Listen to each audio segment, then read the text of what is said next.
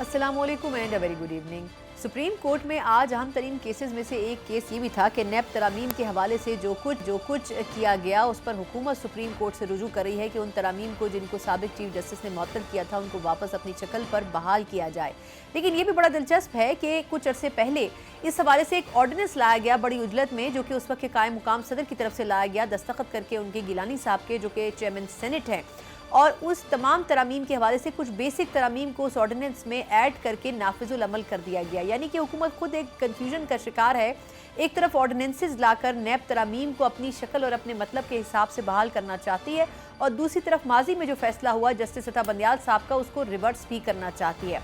अब इसमें पाकिस्तान तहरीक इंसाफ भी एक पार्टिसिपेंट के तौर पर सुप्रीम कोर्ट में मौजूद है। ये अलग बात है कि सुप्रीम कोर्ट और चीफ जस्टिस ऑफ पाकिस्तान के हवाले से खुद पीटीआई ने मुतादिद मरतबा रिजर्वेशन का इजहार किया है, लेकिन चाहे नैब तरामीम का केस हो, चाहे मखसूस नशस्तों का केस हो, वास्ता उनका उसी सुप्रीम कोर्ट और उसी चीफ जस्टिस ऑफ पाकिस्तान से पड़ रहा है। अब देखना ये होगा कि आया एक्सपेक्टेशंस कैसी हैं, लेकिन ये ज़रूर है कि साइफर के हवाले से जो फैसला आया है इस्लामाबाद हाई कोर्ट की तरफ से, उसके बाद अज़ाइम और एक्सपेक्टेशंस पाकिस्तान तहरीक इंसाफ की ये हैं कि वो इन मुकदमात में यकीनन कामयाब होंगे।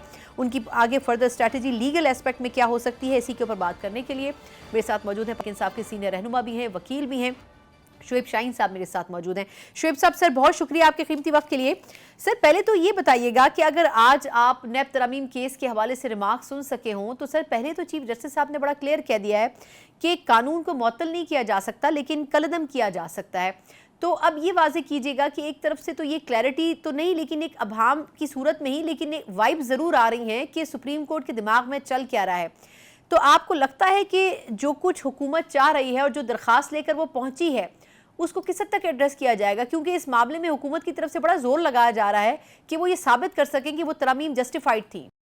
देखिए पहली बात तो ये है कि जो तो तरमीम वाकई जस्टिफाइड थी और जिसको हमने भी चैलेंज भी नहीं किया और हमने उसको सपोर्ट भी किया है, जैसे 14 दिन का रिमांड है, तो चूंकि अब एक और चौथा मुकदमा बनाने की कोशिश कर रही है नैब दोषाखाना के हवाले से, तो बात सिर्फ सिंपल इनका ये तरीका वारदात है, इनका ये तरीका कार है कि किसी न किसी तरीके से इमरान खान को जेल में रखा जाए।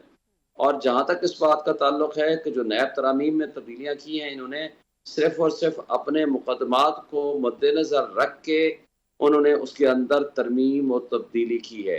तो लिहाजा वो ना सिर्फ आते साथ ही उन्होंने पहला काम ये किया था, ना सिर्फ वो पर्सन स्पेसिफिक हैं, बल्कि वो गैर आइनी और गैर कानूनी है। वजह ये है कि देखें, अब ये नहीं होता, हाँ नैब जो कुछ कर रहा है, आज आप देख लें, ना उनको गंदम स्कैंडल नजर आ रहा है, ना उनको फॉर्म 45 और 47 में होने वाली टेम्परिंग नजर आ रही है, ना उनको दुबई लीक्स में इन नवाज शरीफ और जरदारी फैमिलीज और रिटायर्ड जनरलों के साथ नजर आ रहे हैं, और पूरे पाकिस्तान में सिर्फ उनको एक ही काम नजर आ रहा है, किसी तरीके से इमरान खान के खिलाफ मुकदमा बनाए जाएं और उनको ज्यादा अरसे के लिए जेल में रखा जा सके। तो ये सारी चीजें नजर आ रही है, मगर इसका ये मतलब नहीं है कि जो कानून है, कानून का इतलाक करने वाले कानून का मिसयूज करना बंद होना चाहिए, ना कि कानून को तब्दील कर देना चाहिए। और इन लोगों, चूंकि ये करप्ट लोग हैं, इनको पता है कि इमरान खान को खिलाफ अगर मुकदमा ये बनाएंगे भी तो वो चल नहीं पाएगा अदालत में, और अदालत को अगर ये मैनेज करके सजा दिलाने में भी कामयाब हो जाएं, तो अदालत में जब हाई कोर्ट में, सुप्रीम कोर्ट में मैटर आएगा तो इनके पास कोई चीज़ नहीं बाकी रहेगी। सवाल की लेकिन इजाज़त चूंकि दें खुद शुएब ये साहब, सर मुझे एक सवाल की इजाज़त दें। सर ये बताएं कि अब अगर आप रिमार्क्स देखें तो जिस तरह जस्टिस अतर मिनुल्लाह साहब ये फरमा रहे हैं कि जी अगर ये तरमीम आप कलअदम करार दिलवा देते हैं तो नुकसान आपके मौक्किल को ही होगा। सर ये वो किस चीज़ की तरफ इशारा कर रहे हैं? वो पीटीआई के वकील से ये बात कर रहे थे, तो आपके ख्याल में क्या इस वाकई पीटीआई चेयरमैन को इन तरमीम के कलअदम होने से नुकसान होगा? देखिए, उनके कहने का जो मकसद था वो यही था कि अगर इस तरामीम को आप नाफिजुल अमल कर देते हैं और इनको चेंज कर देते हैं, और उसमें चूंकि नैब इनके पीछे लगी हुई है, नैब उनको, तो आपको पता है कि नवाज शरीफ के खिलाफ तो जा करके इससे भी ये कह दिया कि जनाब इनको ना इनकी गिरफ्तारी चाहिए, ना हम अपनी अपील को प्रेस करते हैं, ना ही इनकी अपील को हम अपोज करते हैं। इसी तरह जो करप्ट लोग हैं उनको उनके तो ये फैसिलिटेटर बने हुए हैं नेचुरली। तो फॉर दैट पर्पज वो ये कह रहे थे कि अगर नैब का इदारा मजबूत होगा तो उसका नुकसान आपके क्लाइंट को होगा, चूंकि मिसयूज ऑफ अथॉरिटी जो हो रहा है, मिसयूज ऑफ ऑफिशियल पोजीशन जो हो रहा है, कानून का मिसयूज होने की वजह से, चूंकि इमरान खान साहब जेल में हैं, तो फॉर दैट पर्पज वो कह रहे हैं कि इसका नुकसान आपको होगा, इमीडिएट नुकसान। अच्छा सर, मुझे फरमाइएगा कि एक और डेवलपमेंट जो आज के दिन रही, एफआईए ने आज एक मरतबा फिर अडियाला जेल का दौरा किया, शायद गालिबन खान साहब से मुलाकात की, वही जो ट्वीट जो की गई थी शेख मुजीबुर रहमान साहब के हवाले से, उसकी खैर मुख्तलिफ प्लेटफॉर्म्स पर पीटीआई ने उसकी क्लैरिफिकेशन तो दी है, लेकिन लग ये रहा है कि मेरा ख्याल है कि एफआईए से पीछे नहीं हटेगी। कल की भी ये खबर थी कि एफआईए को रोका गया है कोर्ट की तरफ से कि आप इस मामले को ज़्यादा टेकअप ना करें, उनको मौका दें जो पीटीआई के लोग हैं कि वो क्लैरिफाई करें पोजीशन पर, लेकिन एफआईए अपने तौर पर ये काम कर रही है। तो इस पर सर पीटीआई की क्या तैयारी है कि अब इस इशू को कैसे टेकअप किया जाएगा, और क्या वाकई अगर तो बाहर बैठे हुए लोगों ने ये ट्वीट की है तो क्या फिर अगर उनको तलब किया गया तो उनको लाने के लिए कोई ऑप्शन मौजूद है पीटीआई के पास? देखिए, हमदुर्रहमान कमीशन की रिपोर्ट की रोशनी में अगर उस करते, अगर आप बिलीव करते जमहूरियत पे, 162 सीटों वालों को अगर इक़्तिदार दे देते तो शायद हमारा मुल्क 2 लाख ना होता। नंबर 2, उस वक्त अगर जमहूरियत को तमाशा और ढकोसला ना बनाते तो आज हमारे मुल्क के ये हालात ना होते, हमारा मुल्क यूनाइटेड होता। अच्छा। उस वक्त भी आज़ाद अदलिया के ऊपर अटैक हुआ। सर मुझे चले, अब ये तो अब पीटीआई को क्लेरिफाई करने की पोजीशन में तो चलें अभी भी मौजूद है, क्लेरिफाई हो सकता है, लेकिन एक कंट्रोवर्सी ज़रूर क्रिएट हो गई है। सर एक और चीज़ मैं आपसे पूछना चाहूँगी कि ये भी एक मसला दरपेश है कि कुछ दिनों से कहा जा रहा था कि खान साहब को सहूलियात नहीं मिल रही हैं, अब बिला आखिर हुकूमत मजबूर हो के जो सहूलियात उनको दी हुई थी वो सारी की सारी उन्होंने वीडियो और तस्वीर की शक्ल में रिलीज़ कर दी हैं, तो अब उस पर तो फिर पीटीआई का स्टांस दुरुस्त नहीं साबित होता हुआ नज़र आ रहा। कैसे दुरुस्त नहीं है भाई? वो ये हुकूमती ज़ोमा को शर्म आनी चाहिए। जी जी। ये हुकूमती तर्जमान सुबह शाम बैठ के कहते थे कि जनाब 5 स्टार होटल की फैसिलिटीज हैं, एयर कंडीशन में वो रहते हैं। हाँ। वो जिस तरह का कमरा है, ओपन उसमें वॉशरूम है, गंदी दीवारें हैं, एक लोअर मिडिल क्लास बंदे के जो रहने के भी फैसिलिटीज नहीं है वो उनको दी हुई हैं। एक साबिक प्राइम मिनिस्टर की जो फैसिलिटीज हैं वो उनको नहीं मिली। इनकी टेलीफोन, इनकी जरा प्रेस कॉन्फ्रेंसेस उठाएं और देखें कि वो ये क्या कहते थे। इनको अफसोस से कहना पड़ता है, ये झूठ बोलते हैं, ये झूठे लोग हैं। जो फैसिलिटीज, अच्छा मुझे बताएं, कहते थे कि एयर कंडीशन में रहते हैं, किधर है आज एयर कंडीशन? वो नवाज शरीफ को जो फैसिलिटीज थी, अच्छा जो मुलाकातों वाली बात थी, आपको याद है हनीफ अब्बासी वगैरह की बाकायदा मुलाकात करने के स्टाइल की पूरी वीडियोस आई थी, जहाँ 15-15 बंदे एक वक्त में मुलाकात कर रहे हैं। यहाँ 203 मुकदमा है और हर हफ्ते 15-15, 20-20 मुकदमे लगे होते हैं, और हमें एक हफ्ते में 6 बंदों को भी मिलने की इजाजत नहीं होती। देखें आप इस तरीके से जो इन्होंने तस्वीर जारी करके ये इतना सफेद झूठ कैसे बोल सकते हैं? वो अज़मा बुखारी साहब कह रही थी कि रोज 40 से 50 बंदा मिलता है उनसे। सर ये किस तरह फिर मिलता है 40-50 बंदा उनसे रोज? ये बिल्कुल उज़मा की तो बात करें ही ना, जितनी बड़ी वो झूठी खातून है, मैं उसकी क्या आपको मिसालें दूं। और ये हुकूमती ज़ोमा कहते थे ना कि उसमें एयर कंडीशन है, आपको नजर आ गया? जो कहते थे कि 5 स्टार होटल में, ये अगर 5 स्टार है पाकिस्तान का तो काबिल अफसोस बात है, ये झूठ बोलते हैं। तीसरी बात ये है कि एसओपी जारी किया हुआ है कि हफ्ते में 6 बंदे मिलेंगे वकला और 6 बाकी रिश्तेदार और लीडरशिप मिलेगी, और उसके लिए बाकायदा एसओपी जारी किया हुआ है। और हमने हाई कोर्ट में पिटीशन फाइल कर रखी है, और हाई कोर्ट में ये मैटर सब जुडिस है कि आप बंदों की तादाद बढ़ने दें, और कल सुबह बल्कि केस लगा हुआ है। तो इसलिए इनकी बातों पे कोई अहमियत नहीं है। अच्छा फिर ट्रायल चल रहा है, ट्रायल ओपन कोर्ट ट्रायल का हुक्म है। ओपन कोर्ट ट्रायल में जिनका वकालतनामा है, हम वकील हैं, हमें जाने की इजाजत नहीं होती, बाकी तो छोड़ दें। ओपन कोर्ट ट्रायल को आप अगर मुलाकातों में डाल दें तो वो गलत बात है। ओपन कोर्ट ट्रायल में आपने अपने बंदे ये ले आते हैं, 5-7-10 बंदे रोज, जिस दिन भी ट्रायल होता है आकर के, जी ये जनरल पब्लिक है, और जनरल पब्लिक में हमारे लोग वकील सारा दिन बाहर खड़े रहते हैं, हमें नहीं जाने की इजाजत होती। अच्छा शुएब साहब, सर पॉइंट आ गया सर, वक्त थोड़ा सा कम है, मुझे एक इंपॉर्टेंट सवाल और आपसे करना है सर, ये कि पीटीआई ने 2 मरतबा इलेक्शन करवा लिए लेकिन इलेक्शन कमीशन की तशफ़ी नहीं हो सकी। सर अब जो रीसेंट इलेक्शन हुए इंट्रा पार्टी के, उसके ऊपर भी उन्होंने 7 एतराज़ात आयद कर दिए हैं। सर अब ये बताइएगा कि अब करना क्या है पीटीआई ने? उनकी पार्टी का निशान वापस मिल पा रहा है, ना वो रिजर्व सीट्स जो मखसूस नशिस्तें हैं वो हासिल कर पा रहे हैं। अब इलेक्शन कमीशन को मुतमईन कैसे करेंगे, क्योंकि बहैसियत इदारा जाना तो आपको इलेक्शन कमीशन ही पड़ेगा। इलेक्शन कमीशन को मसला तो सिर्फ पीटीआई से है, जिसने ड्राइंग रूम में बैठ के अभी नवाज शरीफ ने 1 साइडेड इलेक्शन कराया है, उस पर तो कोई इतराज नहीं। हमने तीसरा इलेक्शन कराया है, बाकायदा हर रिक्वायरमेंट इनकी पूरी की है जो ये चाहते थे, उसके बावजूद हमारे ऊपर इतराज है। यानी 3 इलेक्शन हमारे काबिल कबूल नहीं है। वो बता दें असल पीटीआई से है, असल मसला ना इलेक्शन से है ना किसी और चीज से है, और वजह क्या है और आपको पता है। کہ طاقتور لوگ ہمیں پسند نہیں کر رہے، ہماری مقبولیت کہتے ہیں کہ پہلے قبولیت کی شرط پہ آ جاؤ، آپ کی جتنی مقبولیت بھی ہوگی آپ کو اقتدار نہیں دیں گے، آپ 180 سے زائد سیٹیں جیت کے بیٹھے ہوئے ہیں، میں خود آپ کے سامنے جیت کے 1,05,000 ووٹ لے کے بیٹھا ہوا ہوں، یہی میرا سارا یہ جو یہی ریڈ آپ کا زون کا قصور ہے ایریا ہے سر، یہ میرا یہی آپ کا قصور ہے کانسٹیچوئنسی تھی، بالکل یہ میرا قصور ہے، بالکل اور بہت اس کے باوجود ہمیں باہر بٹھایا ہوا ہے ہوں اور الیکشن کمیشن اس کے ساتھ پارٹی بنا ٹھیک ہوا ہے ٹھیک اور ان کٹ پتلیوں کو مسلط کیا ہوا ہے، that is the actual problem, اور اس کے لیے الیکشن کمیشن کی حیثیت ہی کوئی باقی نہیں رہی، اس نے اپنی جو ذرا برابر ساتھ تھی اس کو بھی ختم کر لیا۔ ٹھیک بالکل ٹھیک، اسی نوٹ کے ساتھ میرا خیال ہے سر اس سیگمنٹ کا ہم اختتام کرتے ہیں۔ بہت شکریہ شعیب صاحب، پاکستان تحریک انصاف کے سینئر رہنما اور لائر۔ یقیناً جو ریزرویشنز ہیں پی ٹی آئی کی اپنی جگہ برقرار ہیں، لیکن اب دیکھنا یہ ہوگا کہ آیا وہ کیسز جو کہ اس وقت سپریم کورٹ یا دیگر کورٹس میں موجود ہیں جو کہ پی ٹی آئی کے مستقبل کا تعین کریں گے، اس کا آئینی اور سیاسی پہلو کیا ہو سکتا ہے اور اس کے اوپر کیا آپشنز پی ٹی آئی کے موجود ہیں، اس پر کچھ تجزیہ جانیں گے ایک بریک کے بعد۔ بریک کے بعد ایک بار پھر آپ کو خوش آمدید کہتے ہیں۔ جہاں پاکستان تحریک انصاف کو یہ لگتا ہے کہ بڑے بڑے کیسز میں ان کے لیے معاملات بڑے آسان اور سہل ہونے جا رہے ہیں، وہاں شاید معاملہ اس حد تک درست ثابت نہیں ہوتا ہوا نظر آ رہا ہے۔ ایک طرف اسلام آباد ہائی کورٹ میں جہاں بڑی بڑی ریلیفز کی گنجائش کا ماحول بنتا نظر آ رہا ہے، وہیں لوگ یہ بھی بات کر رہے ہیں کہ کیا سپریم کورٹ میں اور چیف جسٹس آف پاکستان سے کیا پاکستان تحریک انصاف کو کوئی درینہ مسائل ہیں جن کے اوپر بات کرنے سے اجتناب بھی نہیں کیا جا رہا اور ان کے حوالے سے اختلاف اور اعتراضات بھی اٹھائے جا رہے ہیں۔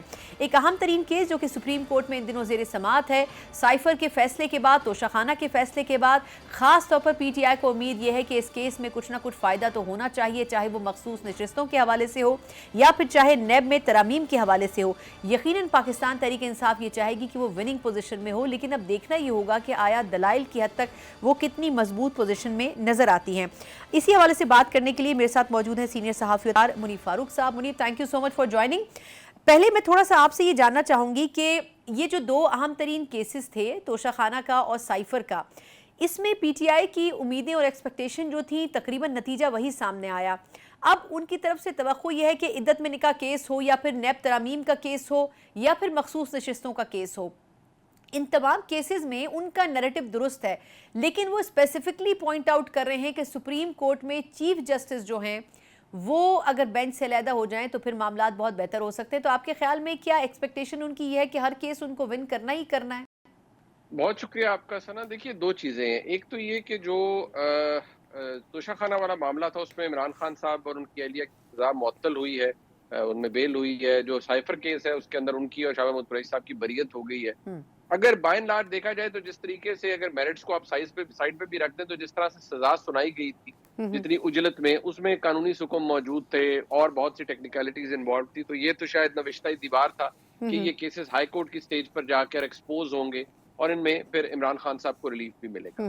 بٹ ہیونگ سیڈ دیٹ، جس طرح سے آج قاضی فائز عیسیٰ صاحب پر تنقید کی جا رہی ہے، اس طرح سے ایک ہم خیال بینچ بندیال صاحب کے وقت میں تھا، بندیال صاحب پر اعتراض کیا جاتا تھا، جناب اعجاز الحسن صاحب پہ کیا جاتا تھا اور جج صاحبان پہ کیا جاتا تھا، تو اعتراض تو جج صاحبان پر ہوتا ہے، بالکل ٹھیک۔ لیکن فیکٹ یہ ہے کہ بہرحال سپریم کورٹ تو سپریم کورٹ ہے، بندیال صاحب کے وقت بھی موجود تھی اور قاضی فائز عیسیٰ صاحب کے وقت بھی موجود ہے۔ لہٰذا اب اگر تحریک انصاف یہ اعتراض اٹھا بھی رہی ہے تو یہ استحقاق تو بہرحال جج صاحبان کا ہے کہ وہ خود کو ریکیوز کرتے ہیں یا فیصلہ سنا دیتے ہیں۔ تحریک انصاف اور ان کے ترجمان جناب رؤوف حسن صاحب، عامر فاروق صاحب کو جو کہ اسلام آباد ہائی کورٹ کے چیف جسٹس ہیں اور بڑے آنریبل جج ہیں، انہیں برے ناموں سے ٹاؤٹ تک کہہ کے بلا رہے تھے، لیکن جو بریت ہوئی عمران خان صاحب کی وہ اس کی سربراہی بینچ کی عامر فاروق صاحب کر رہے تھے۔ تو اب ایک طرح سے جہاں یہ لیا جائے کہ ججز اپنا کام کر رہے ہیں، وہاں یہ بھی ہے جی کہ تحریک انصاف بیشنگ کرتی ہے ججز کی، لہٰذا ججز پریشر میں آ جاتے ہیں۔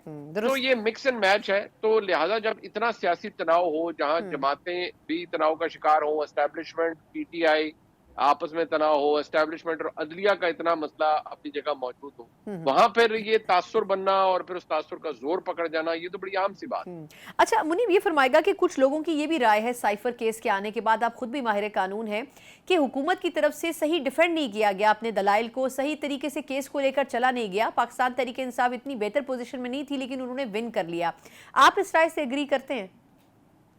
دیکھیے، حکومت کا جو موقف تھا، اگر اس کا قانونی ایلیمنٹ ہے ایک اور ایک اس کا سیاسی ایلیمنٹ ہے، اگر قانونی ایلیمنٹ آپ ذہن میں رکھیں کہ جب عمران خان کو سزا ہوئی سائفر کیس میں تو بصد احترام مجھے اعتراض یہ تھا کہ یہ سزا ٹھیک ہے آپ دے دیں لیکن کوانٹم جسٹیفائی نہیں ہو رہا تھا.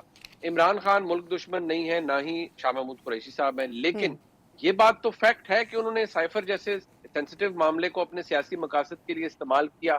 ٹھیک ہے آڈیو لیک کو آپ ایڈمیسیبل ایویڈنس کے طور پر نہیں بنا پائیں گے, لیکن یہ بات تو فیکٹ ہے کہ عمران خان صاحب نے ایک پورا اپنی حکومت بنانے کے لیے ایک بیانیہ بنایا اور یوز کیا اور اس طرح کے معاملات کو پلے اپ کیا. اس سے تو کوئی نہیں ہے اور یہ تو وائلیشن آف اوتھ بھی ہے, لیکن انہوں نے یہ سب کچھ کیا. اس کے اوپر ایک تو یہ ایلیمنٹ آ سکتا ہے کہ ٹھیک ہے جی پھر کھلی چھٹی ہے کہ اگلا کوئی وزیر اعظم آئے, وہ کوئی بھی سینسٹیو معاملہ اگر اسے لگے کہ وہ میرے سیاسی معاملات کے لیے اس کو تقویت دینے کے لیے بن سکتا ہے تو وہ اسے چلا بھی لے گا اور بنا بھی لے گا اور اس کو اوپر ایک پورا نیریٹو بنا لے گا. لیکن یہ بات فیکٹ ہے کہ جتنی اجلت میں فیصلہ سنایا گیا اس نے بہت سے قانونی مسائل کو جنم دیا اور پھر وہ اجلت ہی بیسس بنا. ابھی اس کا ڈیٹیل ججمنٹ آنی ہے, جتنے نقائص پروسیکیوشن کی عدالت وہ بھی ہائی لائٹ کر دے گی, لیکن جتنے نقائص ٹرائل جج یا ٹرائل کورٹ کے پارٹ پر ہیں اجلت میں فیصلہ کرنے کے, وہ بھی ہائی لائٹ ہوں گے اور وہ سب سے بڑا میں سمجھتا ہوں سیٹ بیک ہوگا پروسیکیوشن کے لیے اور حکومت کے لیے. بالکل ٹھیک. اچھا منیب یہ بتائے گا کہ اب ایک اور امپورٹنٹ کیس ہے عدت میں نکاح کا, جس کے بارے میں ایک رائج العام یہ تھی رائے کہ شاید وہ بھی پی ٹی آئی کے حق میں آنا تھا, اسی لیے جج کو انڈر پریشر لایا گیا اور اس کے بعد وہ جو فیصلہ ہے انہوں نے وہ سنایا نہیں. آپ کے خیال میں کیا ایسی تاریخ میں ماضی میں مثال ملتی ہے؟ کیونکہ ہر جو پی ٹی آئی کا سپورٹر ہے وہ یہ کہہ رہے ہیں کہ جی کبھی ایسا نہیں ہوا کہ جج نے فیصلہ لکھ لیا ہو لیکن وہ سنایا نہ جائے. تو آپ کے خیال میں کیا لاسٹ مومنٹ کے اوپر اپنے آپ کو اس کیس سے علیحدہ کر دینا اور اس کو کہیں اور ٹرانسفر کر دینا, اور دوسرا یہ کہ ٹیکنیکلی آپ کو لگتا ہے کہ جو دلائل جو پورے پروسیجرز ہیئرنگز رہیں اس میں کس کا سٹانس زیادہ امپورٹنٹ تھا, پی ٹی آئی کا یا پھر دوسری طرف کا؟ دیکھیے اب یہ معاملہ ایک ایسا کیس ہے جس کے اوپر میں تو فرینکلی کامنٹ کرنا بڑا مشکل ہے. ہاں میں نمبر آف ریزنز میں اس کے اوپر کمنٹ نہیں کرنا چاہتا, کیونکہ یہ اور دوسری بات یہ ہے کہ جو میرے نزدیک سب سے بڑا جو فلا تھا نا جی خاور مانیکا صاحب کے معاملے کے اندر وہ یہ تھا کہ آپ 4-5-6 سال بیٹھے رہتے ہیں, آپ کی یہ فیکٹ ہے کہ آپ اپنی سابق اہلیہ کا انفلوئنس بھی استعمال کرتے ہیں یا آپ کے بچے استعمال کرتے ہیں, پھر آپ کی جائیدادیں بڑھتی ہیں, آپ کا بینک بیلنس بڑھتا ہے. بالکل ایگزیکٹلی. پھر آپ کو ون فائن ڈے خیال آتا ہے کہ جی میں نے یہ کرنا ہے, جی میرا گھر تباہ عمران خان نے کیا. تو بھائی گھر تباہ اگر جنہوں نے کیا ہوتا ہے تو ان سے تو آپ خود کو ڈس ایسوسیٹ کر دیتے ہیں, آپ تو نام بھی نہیں لینا چاہتے ان کا, اور اگر آپ کیس ہی دائر کرنا ہے تو آپ اس وقت دائر کر دیتے, اس کا نہ کچھ بنتا, بالکل درست نہ بنتا اس کیس کا, لیکن آپ اس وقت کر دیتے. تو وہ آرگومنٹ بھی کوئی اتنا میرے نزدیک نہیں ہے. دوسری بات یہ جی ہم سب انسان ہیں, پتہ نہیں میرے اس آرگومنٹ کو کوئی بائے کرے نہ کرے, لیکن ہم کوئی دودھ کے دھلے ہوئے کوئی نہیں ہے, تو لہٰذا میں ان معاملات کے اوپر میں چاہتا ہوں جی یہ اللہ نے پردے رکھے ہوئے ہیں سب کے, اللہ تعالیٰ سب کے پردے رکھے, یہ فضول سے آرگومنٹس ہیں, ان میں کیا پڑھنا ہے. بالکل ٹھیک. اچھا مجھے اب تھوڑا سا آج جو اب ویسے تو ابھی اس وقت 2 کیسز ہیں جو باقی ہیں, ایک مخصوص نشستوں کے حوالے سے ہے, ایک نیب ترامیم کے حوالے سے, بس یہی لاسٹ 2 میرے کویسچنز ہیں. پہلے یہ بتائے گا کہ نیب کی اگر آپ نے آج نیب کے حوالے سے جو کیس تھا اگر آپ نے وہ آرگیومنٹ سنے ہو تو جسٹس اطہر من اللہ صاحب کہہ رہے تھے کہ اگر نیب ترامیم کالعدم ہو جاتی ہیں نقصان آپ کے موکل کا ہوگا. دوسرا پھر نیب کے حوالے سے بھی کرٹیسائز کیا گیا جسٹس مندوخیل صاحب کی طرف سے کہ جی نیب کا پتہ ہی نہیں ہے کہ اس کو چلا کون رہا ہے. آپ کے خیال میں یہ جو ابھی فوری طور پر کچھ دن پہلے آرڈیننس لایا گیا اور 14 دن سے 40 دن دوبارہ اس کو ریمانڈ کو انہوں نے کر دیا, تو ایک کیس جو ابھی آلریڈی کورٹ کے اندر ہے اس میں اتنی اجلت سے آرڈیننس لانا, کیا خود حکومت اس کو کنٹروورشل نہیں بنا رہی ہے؟ دیکھیے وہ تو فیکٹ ہے کہ کنٹروورشل تو یہ معاملہ سرے سے ہے, اور نیب ترامیم جس بھی دور میں ہوئی ان میں مسائل پرابلمز اپنی جگہ ایگزسٹ کرتے تھے, لیکن حکومت کا آرڈیننس لانا میرے لیے تھوڑا سا ویسے بھی ہضم کرنا اس لیے مشکل ہوتا ہے کہ جب پارلیمان موجود ہے, سیشن میں نہیں ہے تو کوئی بات نہیں ہے, اب سیشن بلایا بھی جا سکتا ہے. ویسے بھی نیب لا تو اسٹیچوٹری لا ہے نا, جسے ایکٹ آف پارلیمنٹ کہا جاتا ہے, تو اس کے لیے تو سادہ اکثریت چاہیے ہوتی ہے, اس کو کر لیا جائے. لیکن جتنی کاموں میں اجلت دکھائی جاتی ہے پھر حکومت کے اوپر تو سوال ہی اٹھتے ہیں, اور پریزیڈینشل آرڈیننس تو ایمرجنسی اس کا جو بیسیکلی ریشنل ہے وہ یہ ہے کہ نہیں بہت ایمرجنسی ہو, فوری طور پر کچھ کرنا ہو تو آپ اسے کر دیں, ادروائز تو لاجک نہیں سمجھ آتی, تک نہیں سمجھ آتی یہ سب کرنے کی جو کہ حکومت کے پارٹ پہ کیا جا رہا ہے. لیکن کیونکہ حکومت اپیلز میں گئی ہوئی ہے یا ریویو میں گئی ہوئی ہے اس سارے معاملے کے, عمران خان صاحب تو ان کی درخواستیں تو سپریم کورٹ نے منظور کر لی تھی نیب ترامیم کے خلاف اور اسٹرائک ڈاؤن کر دیا تھا. یہ تو حکومت ہے جو یہ سب کر رہی ہے. یعنی ایک طرف آرڈیننس بھی لا رہے ہیں، دوسری طرف اس حوالے سے رجوع بھی کر رہے ہیں، خود بھی تھوڑا سا کنفیوژن کا شکار ہیں. اچھا، اب یہ جو مخصوص نشستوں والا ایشو ہے، تقریباً 70 سے زیادہ نشستیں ابھی تک سٹیک پر لگی ہوئی ہیں. ایک طرف کورٹ کچھ اور فیصلہ کرتی ہے، پھر اس کے اوپر پی ٹی آئی جو ہے وہ چلی جاتی ہے دوسرے کورٹ میں.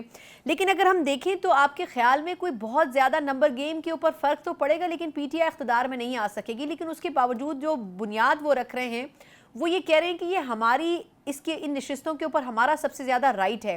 آپ کے خیال میں کیا اس کو الیکشن کمیشن کو اس کو اپہولڈ کرنا چاہیے یا نہیں کرنا چاہیے؟ اس کا فیصلہ بھی کورٹ کرے گی، کیونکہ کچھ سٹیجز کے اوپر یہ کہا گیا کہ آپ جو اس کا رائٹ فورم ہے اس سے ہی رجوع کریں. دیکھیے، ایشو یہاں صرف یہ ہے کہ جس طریقے سے معاملہ چلا ہے، آرگومنٹ بڑا سمپل ہے.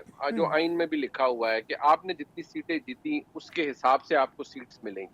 بٹ جو آرگومنٹ الیکشن کمیشن کا تھا کہ سنی اتحاد کاؤنسل نے تو الیکشن لڑا ہی نہیں، ان کے ٹکٹ پہ تو کسی نے الیکشن لڑا نہیں. جب لڑا نہیں تو بعد میں کسی نے جوائن کر لیا تو وہ شاید ایلیجیبل نہیں ہے ریزروڈ سیٹس کے. جبکہ تحریک انصاف اور سارا ان کا موقف یہ کہ یہ ارریلیونٹ ہے کہ سنی اتحاد کاؤنسل کے ٹکٹ پہ کسی نے الیکشن نہیں لڑا. جب ان کے شامل ہو گئے تو جتنی ہماری نمبر آف سیٹس ہیں وہ ایک گروپ بن کے جماعت میں شامل ہو گیا تو ہماری ریزرو سیٹس ہمیں دی جائے. اور یہ ارریلیونٹ ہے کہ سنی اتحاد کاؤنسل نے کہا تھا کہ ہمارے کوئی ممبرز کنٹیسٹ نہیں کر رہے، لہٰذا ہم کوئی ہماری سیٹس نہیں ہے. سو بیسیکلی تو ریشنل کیا ہوتا ہے ثنا صاحبہ، اس کو بھی سمجھنے کی ضرورت ہے نا کہ ریزرو سیٹس کا کانسیپٹ کیا ہے. وہ یہ ہوتا ہے کہ جو ان ریپرزینٹڈ یا انڈر ریپرزینٹڈ حلقہ ہے، خواتین کا ہو سکتا ہے یا اقلیتی سیٹس کا ہو سکتا ہے، ان کو ریپرزنٹیشن دی جائے. سو اس کے اوپر جو پھر آرگیومنٹ ہے وہ اب ظاہری بات ہے مسئلہ سپریم کورٹ میں پھنسا ہوا ہے. وہاں پر بھی قاضی فائز صاحب پر اعتراض ہے کہ جی آپ نے ہمیں یہ پہلے ہمارے ساتھ یہ کیا، آپ نے ہمارا بلے کا نشان لے لیا. بلے کے نشان کے فیصلے کے اوپر میں بحیثیت ایک پاکستانی کے اور بحیثیت ایک قانون کے طالب علم کے مجھے اعتراض پہلے بھی تھا، آج بھی ہے. مجھے لگتا ہے کہ یار یہ کر کے ڈس انفرینچائز کر دیا گیا پارٹی کو، ووٹر کو ایک سیٹ بیک دیا گیا جو کہ آپ کے خیال میں نشان رہنا چاہیے تھا.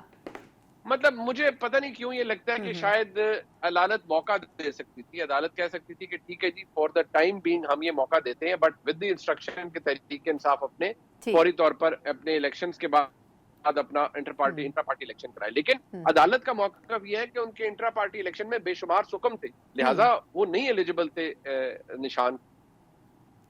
ٹھیک، بالکل ٹھیک. اچھا، اب ویسے تو وقت ختم ہو چکا ہے سیگمنٹ کا، لیکن آپ کی گفتگو سے ایک چھوٹا سا ضمنی سوال میں کرنا چاہوں گی کہ جو دوبارہ بھی الیکشن کروائے پی ٹی آئی نے، اس میں بھی 7 اعتراضات الیکشن کمیشن نے عائد کر دی ہیں. تو اب آپ کے خیال میں پی ٹی آئی کے لیے بڑا مشکل ہے نشان واپس لینا، as a P T I Pakistan Tehreek Insaf party registered ہو کے واپس پارلیمنٹ میں آنا، کیونکہ ان کی طرف سے تو اب دیگر جو ایشوز ہیں وہ ریز کر دیے گئے ہیں الیکشن کمیشن کی طرف سے. دیکھیے ثنا صاحبہ، ایشو یہ ہے کہ امپورٹنٹ فیکٹر یہ ہے کہ تحریک انصاف کی لڑائی جہاں چل رہی ہے نا جی، جب تک وہ معاملات درست نہیں ہوں گے تو پھر اس طرح کے مسائل بات ہی ختم ہو جاتی ہے. بالکل ٹھیک، بالکل ٹھیک. اس کے بارے میں ہم کیا کہہ سکتے ہیں؟ بالکل کچھ نہیں کہہ سکتے. بہت بہت شکریہ منیب فاروق صاحب، ہمیشہ کی طرح بہت زبردست طریقے سے خاص طور پر قانونی حوالے سے انہوں نے ہماری بڑی رہنمائی کی ہے. سیاسی طور پر تو ان کا تبصرہ اپنی جگہ قائم ہے، لیکن یہ کہ آئینی اور قانونی پہلو جو ہیں یقیناً پاکستان تحریک انصاف کے لیے بڑے چیلنجز الگ الگ صورتوں میں اس وقت درپیش ہیں. لیکن جہاں سائفر کے حوالے سے ان کو ایک بڑا ریلیف ملا ہے، اسلام آباد ہائی کورٹ کے اوپر تو دباؤ کم ہوا ہے، لیکن اب دیکھنا یہ ہوگا کہ سپریم کورٹ اور چیف جسٹس آف پاکستان کے اوپر جو دباؤ وہ ڈالنے کی کوشش کر رہے ہیں وہ بھی اپنا رنگ لائے گا یا پھر نہیں. ایک مختصر وقفہ، اس کے بعد بات کریں گے. مسلم لیگ نون کی سیاست بہت پیچھے جاتی ہوئی نظر آ رہی ہے. بہت سے ایسے لیڈران ہیں مسلم لیگ نون کے جو خاموشی سے سائیڈ لائن کر دیے گئے یا ہو گئے ہیں، انہی میں سے ایک سے بات کریں گے ایک بریک کے بعد.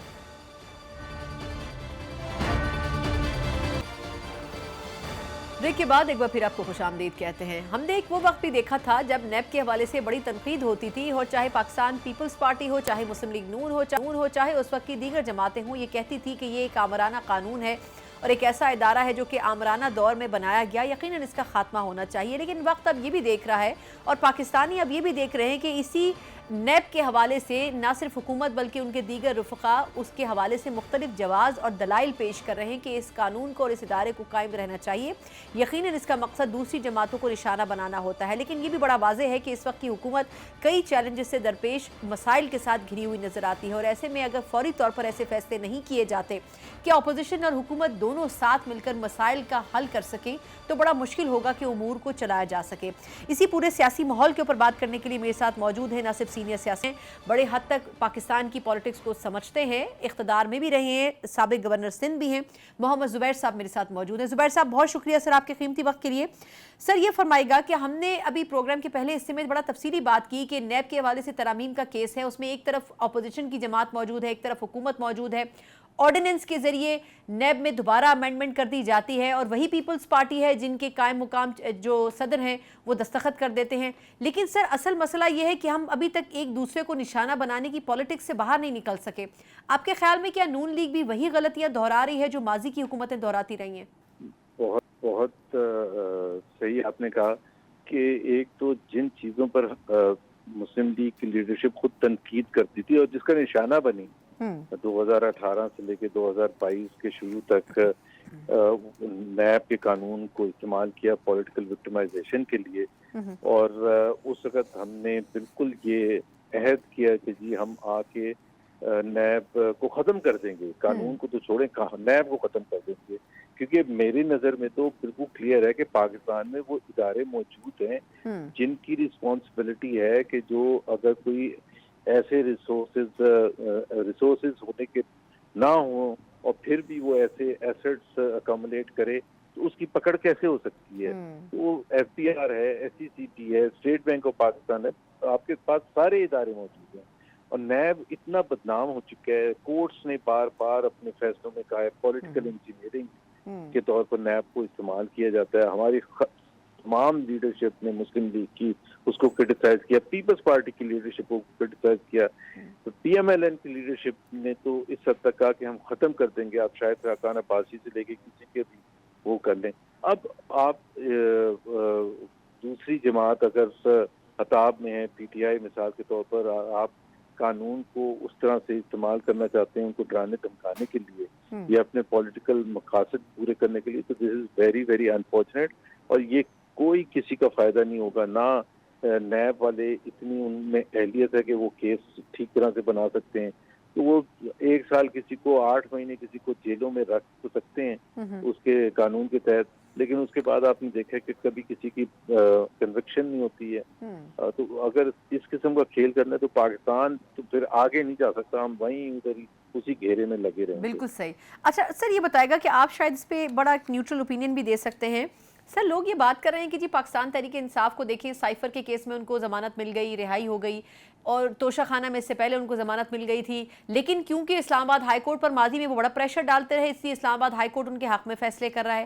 اور اب پاکستان تحریک انصاف سپریم کورٹ اور جو ہمارے چیف جسٹس آف پاکستان ہیں ان کے اوپر پریشر ڈال رہی ہے کیونکہ دیگر امپورٹنٹ کیسز سپریم کورٹ میں ہیں. آپ کے خیال میں یہ جو پورا پروسیس اس کیس کی ہیئرنگز کا رہا، ان کی سماعتوں کا رہا، جب ٹریبیونلز میں ہوتی نہیں، کیا اس وقت حکومت نے صحیح ڈیفینڈ نہیں کیا اپنے کیس کو، یا واقعی یہ دباؤ کا اثر ہے جو عدلیہ کے فیصلے ان کے حق میں آ رہے ہیں؟ دیکھیں نا، جب وہ الیکشن سے 1 ہفتہ پہلے 3 کنوکشنز کی گئی تھیں، بالکل، تو اس وقت بھی جو پی ایم ایل این کے لوگ تھے جو سمجھتے تھے ان چیزوں کو اور کھل کے بات کرتے ہیں، جس طرح رانا ثناء اللہ نے کہا کہ وہ تو کاؤنٹر پروڈکٹیو ہوا الیکشنز میں، اس کی وجہ سے مار پڑی لوگوں نے. اس 3 کنوکشنز اب کیسے ہو سکتی ہیں؟ کوئی پریکٹیکل کوئی سوچے بندہ بیٹھ کے 15 گھنٹے کی ہیئرنگ کر کے آپ صبح کو فیصلے سنا رہے ہیں، اور عدت کے کیس کا فیصلہ، اور پھر آپ اس کو جسٹیفائی کر رہے ہیں کہ جی وہ صحیح فیصلہ آپ نے سنایا تھا سائفر کا اور یہ توشہ خانہ کا. تو یہ دیکھیں مسئلہ یہ ہے کہ پاکستان کی جوڈیشل جو تاریخ ہے وہ اتنی خراب ہے کہ اس کی کریڈیبلٹی ہے ہی نہیں. ابھی کوئی بھی سوال اگر پوچھے کہ یہ کیسے ممکن ہے ایک ملک میں کہ تمام کیسز جو تھے وہ بنتے تھے نواز شریف کے اگینسٹ 2017-2018 میں، اور ڈسکوالیفیکیشن بھی ان کو ہو گئی تھی، اور یہی کہا گیا تھا کہ انہوں نے اتنے غلط کام کیے ہیں کہ یہ تو ہونا ہی تھا. اب یہ کیسے ہو سکتا ہے کہ ساری چیزیں ان کے فیور میں جائیں اور ساری چیزیں عمران خان کے خلاف جائیں اور ان کو ڈسکوالیفائی بھی کر دیا جائے, ان کے اوپر کیسز بھی کوئی کریڈیبلٹی نہیں, کوئی پڑھتا بھی نہیں ہے کچھ. میں آپ کو فیکٹ بتا رہا ہوں, کوئی دیکھتا ہی نہیں ہے. دیکھیں کئی چیزیں ہوتی ہیں جس کو آپ یہ کہتے ہیں نا, جس طرح بلے کا نشان لیا تھا کہ جی انہوں نے ڈیفینڈ نہیں صحیح کیا تھا. سب کو پتا ہے کہ پہلے فیصلہ ہو جاتا ہے کہ جی یہ بلے کا نشان لینا ہے اور پھر اس کا فیصلہ سنایا جاتا ہے. اب جس طرح اگر آپ تاریخ کی کتابوں میں جا کے دیکھیں گی کہ ذوالفقار علی بھٹو کو جب پھانسی کی سزا ہوئی تو اس وقت جو تھے ان کے اگینسٹ تھے تو انہوں نے یہ کہا تھا کہ جی ان کے لائرز نے کیس نہیں صحیح لڑا. لیکن آج سب ایگری کرتے ہیں کہ ان کو تو ٹانگنا ہی تھا, ان کو یہ سزا ہونی ہی تھی. وہ جو مرضی لائر الٹا سیدھا جو مرضی بول لیتا, امریکہ سے یا برطانیہ سے لے آتے لائر, جنرل ضیاء الحق نے پھانسی دینی تھی.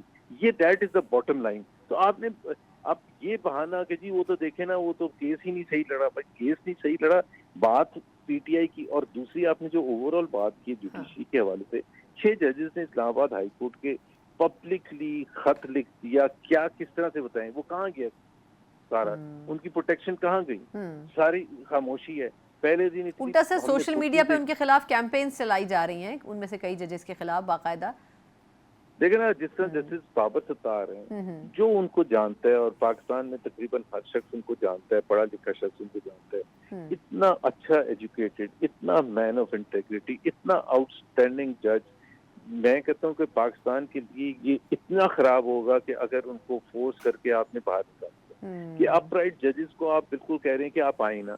اگر کوئی قانون کی خلاف ورزی انہوں نے کی ہے, وہ جو کہتے ہیں گرین کارڈ ہے ان کے پاس, تو قانون کی خلاف ورزی کا سر وہ تو قانون میں موجود ہے نا, اس کے اوپر تو کوئی دو رائے نہیں ہے. یہ تو قانون میں موجود ہے کہ اگر ایک سے زیادہ شہریت بھی ہو تو یہ کوئی اس کی کرائٹیریا نہیں ہے. نہیں اس میں دیکھیں نا وہ کہنا کہ جی ایک پولیٹیشین کے لیے یا سینیٹر کے لیے جب جائز نہیں تو بھائی تو قانون سازی آپ کر لیں نا. بالکل آپ قانون سازی کر لیں کہ جس میں آپ کہیں کہ ججز چاہے گرین کارڈ ہو پاکستانی شہریت کے علاوہ نہیں بن سکتے, تو پھر اور بات ہو نا. اس وقت قانون ان کو نہیں روکتا اور انہوں نے کوئی اس چیز کو چھپا کے نہیں رکھا تھا. بٹ بات یہ ہے کہ اتنے مشکل ماحول میں پولرائزیشن اور بڑھے گی. جیسے سپریم کورٹ میں ہم دیکھ رہے ہیں کہ وہ جو اتنے امپورٹنٹ کیسز ہوتے ہیں اس میں اب دیکھنا ملک کو آگے لے کے جانے کے لیے جو سب سے امپورٹنٹ ادارہ ہے جس پر لوگوں کا بلیف ہونا چاہیے, کریڈیبلٹی اس انسٹیٹیوشن کی ہونی چاہیے کہ اگر میں سمجھتا ہوں کہ میں کورٹ میں جاؤں گا تو مجھے انصاف ملے گا,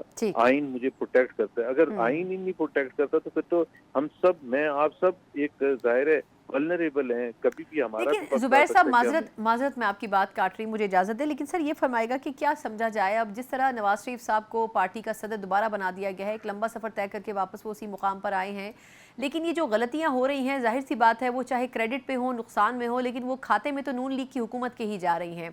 تو آپ کے خیال میں کیا ایسا نہیں ہوگا کہ وہ مشورہ دے رہے ہوں گے کہ یہ فیصلے نہ کیے جائیں, یا آپ کو لگتا ہے کہ شہباز شریف صاحب ایکچولی ان کی ٹیم کا حصہ نہیں ہے, وہ اسٹیبلشمنٹ کے زیادہ قریب ہیں اور وہاں سے ان کو مشورے مل رہے ہیں؟ شہباز شریف صاحب سے تو یہ مجھے کوئی سرپرائز نہیں ہے کہ وہ اسی قسم کی چیزیں کریں گے جس سے وہ اپنی حکومت کو 5 سال جتنا بھی ہو سکے وہ اس کو کھینچ سکے. دیکھیں نواز شریف صاحب جب بھی تقریر کرتے ہیں تو وہ بڑی ایک امپورٹنٹ بات کرتے ہیں کہ وہ کہتے ہیں نا کہ مجھے کیوں نکالا اور وہ ظلم کیوں کیا گیا, ڈسکوالیفائی کیوں کیا گیا, اور ان قوتوں نے اس میں حصہ ڈالا اپنا جن کو نہیں ڈالنا چاہیے تھا, جن کو بالکل الگ رہنا چاہیے تھا. وہ اس وقت کی اسٹیبلشمنٹ کو بلیم کرتے ہیں کہ ان کی وجہ سے ڈان لیگز ہوا, ان کی وجہ سے پناما ہوا اینڈ سو آن.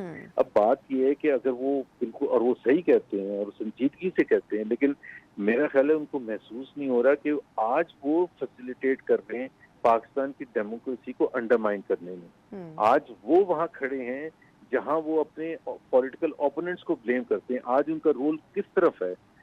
کیا ان کو وہ بات کرنی چاہیے جو کہ دیکھیں نا, وہ یہ کہہ دینا کہ 2024 کے الیکشن میں اگر دھانتی ہوئی تھی تو 2018 میں کیا ہوا تھا, لیکن کم سے کم مسلم لیگ کے کسی شخص کو یا نواز شریف کو یہ نہیں کہنا چاہیے کہ 2018 میں کیا ہوا تھا, بیکاز ہم نے جب اس کی جدوجہد کی تھی اس سے کیا سیکھا تھا کہ وہ غلط کہا تھا, اس کی پاداش میں سزائیں بھی ہوئیں, مشکلات بھی جھیلیں. اب اگر آپ کی باری آئی ہے تو آپ پھر اس کو آج کے غلط کو غلط کہیں نا, آج کی غلط کو کیسے جسٹیفائی کر. پھر 2029 میں پی ٹی آئی آئے گی تو وہ پھر وہی شروع کر دے اور کہیں کہ جی 2024 میں کیا ہوا تھا. یہ اس طرح تھوڑا ملک اس آگے وکشس چلتے سائیکل سے پھر کبھی بھی سیاسی جماعتیں نہیں نکل سکیں گی. بہت بہت شکریہ محمد زبیر صاحب, بڑے ایمفسائز کر کے وقت کی سیاسی صورتحال ہے اور اس میں جو بڑی غلطیاں مختلف حکومتوں کی چاہے جماعتیں ہوں جو حکومتی اتحاد کا حصہ ہیں ان سے ہو رہی ہیں, کبھی نہ کبھی یہ بھی اپوزیشن کا حصہ رہی ہیں, اب ان کو بھی یہ فیس کرنا پڑے گا, لیکن جو غلطیاں یہ کر رہی ہیں یہ تاریخ کا حصہ ضرور بننے جا رہی ہیں. اور دوسری طرف چاہے اپوزیشن کی طرف سے بھی جو ایکٹ کیے جا رہے ہیں وہ درست ہیں یا غلط, لیکن وہ بھی تاریخ کا حصہ بن رہے ہیں. یقیناً اگر یہ تاریخ آپ مرتب کر رہے ہیں تو اس کے اثرات آئندہ آنے والی دہائیوں میں پاکستانیوں کو ضرور فیس کرنے پڑیں گے. اسی نوٹ کے ساتھ مجھے پروگرام سے اجازت دیجیے. اللہ حافظ.